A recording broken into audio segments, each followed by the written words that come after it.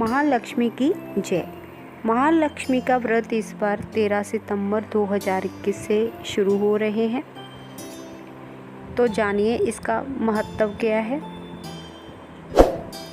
महालक्ष्मी व्रत की विधि विधान से पूजन करने से सुख समृद्धि की प्राप्ति होती है। जिस घर में महिलाएं इस व्रत को करती हैं उस घर में पारिवारिक शांति बनी रहती है। महालक्ष्मी व्रत की कथा इस प्रकार है। एक गांव में एक गरीब ब्राह्मण रहता था। वह हर दिन विधि विधान से भगवान विष्णु की आराधना करता था। एक दिन उसकी भक्ति से प्रसन्न होकर भगवान विष्णु ने उसे दर्शन दिए और ब्राह्मण से एक वरदान मांगने के लिए कहा। तब ब्राह्मण ने उसके घर माँ लक्ष्मी का निवास होने की इच्छा जाहिर की। तब भगवान विष्णु ने ब्राह्मण को लक्ष्मी प्राप्ति का मार्ग बताया। भगवान विष्णु ने कहा कि मंदिर के सामने एक स्त्री आती है और वह जहां आकर उपले थापती है, तुम उसे अपने घर आने का मंत्रण देना, वह माँ लक्ष्मी है।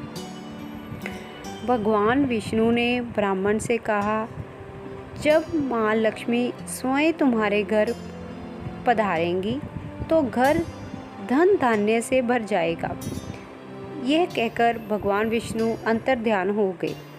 अगले दिन ब्राह्मण सुबह सुबह ही मंदिर के पास बैठ गया। लक्ष्मी माँ उपले थापने के लिए आई तो ब्राह्मण ने उनसे घर आने का निवेदन किया। ब्राह्मण की बात सुनकर माता लक्ष्मी समझ गई कि यह विष्णु जी के कहने पर ही हुआ है। लक्ष्मी जी ने ब्राह्मण से कहा कि मैं तुम्हारे साथ चलूँगी, लेकिन तुम्हें पहले माँ लक्ष्मी व्रत करना होगा। 16 दिन तक व्रत करने और 16वें दिन चंद्रमा को अर्घ्य देने से तुम्हारी मनोकामना पूरी हो जाएगी।